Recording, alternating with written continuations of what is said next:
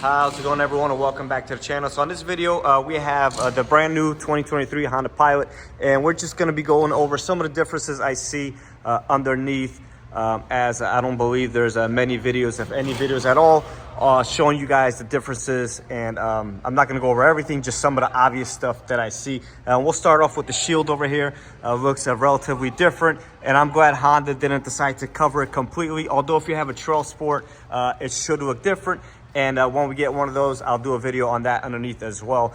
But yeah, Honda sometimes likes to cover like the drain bolt, for instance, which makes it kind of a pain to get to. And then these bolts end up stripping, again, real crusty. So I'm glad that Honda left this exposed, and it should just make oil changes a lot easier. Also, the oil filters in a new location, as you guys may or may not know. This is the new J Series, found in the MDX and TLX Type S. Although this is an NA version versus a turbo version, and it's also a 3.5 liter. So a little bit different oil filter location, and they do sell special tools so you don't get the subframe all oiled up. Typically the filter would be, instead of being horizontal, would be on an angle, and that was just the way it was for years and years and years. So still a 2-piston caliper up front. The end links seem to have been addressed. There's a weak fell point in the older generation, so these seem to be a lot beefier. We'll see how they last over time, but overall it seems to be an improvement. Tie rods also look different. I believe they were aluminum in the other ones, and these are flatter versus a more of a round shape. So we had no problems with those, but they did decide to change them. Also, the knuckles look a little bit different, of course. Moving on to the transfer case. So this does come with the 10AT, so naturally it's going to look different than the 6 and the 9 speeds that were on the previous generation. The case seems to be magnesium, which is the biggest difference I see versus the TLX and MDX Type S. So that's something new, and they probably did that for some weight savings. As you can see, the color difference, the trans case is aluminum, so this is a darker gray versus a shiny silver in the aluminum, and the magnesium case being a little bit darker once again.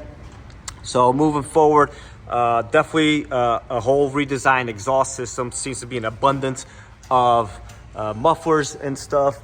So we have one over here, we have two over here, and then two smaller mufflers, one for each exhaust tip, which are exposed, and to me it's just ridiculous. They should have incorporated this into here, and that's a closed pocket, so that just looks silly to me. But I don't I don't design this stuff, I just work on them. But yeah, there's definitely an abundance of noise of mufflers, so they definitely wanted to keep these things quiet. And if you wanted to make it louder, then obviously you would just remove some of these, maybe add a resonator of some sort, to get a little bit more audible noise. But most people won't really care about that, so that is that. Somebody also asked me about the seam sealer, so we have some of that. Honda usually does a decent job. We really don't see too many water leaks. Sometimes we will, but so spare tire in the same location. Rear suspension definitely looks different than the previous generation. Got the sway bar in a different location, and overall just looks completely different. You got these arms over here. There is a special socket that they sent us for that. You can buy it. It's made by Snap-on. So the springs, everything looks relatively different here. Also, we have the the IVTM, which looks real similar to the SH all-wheel drive, so nothing crazy there. The axles, again, also look different, and these axles were found in the Acuras for a long time with that bootless design almost, and no big deal there. So normally they would look like this boot, both in and out, and this one you can see it's just a flat boot. And yeah, I mean, the links here, obviously a lot of changes back here, and I would assume this is all for the better. But until these cars age up a little bit, we won't know what works, what doesn't work, any fail points or anything like that.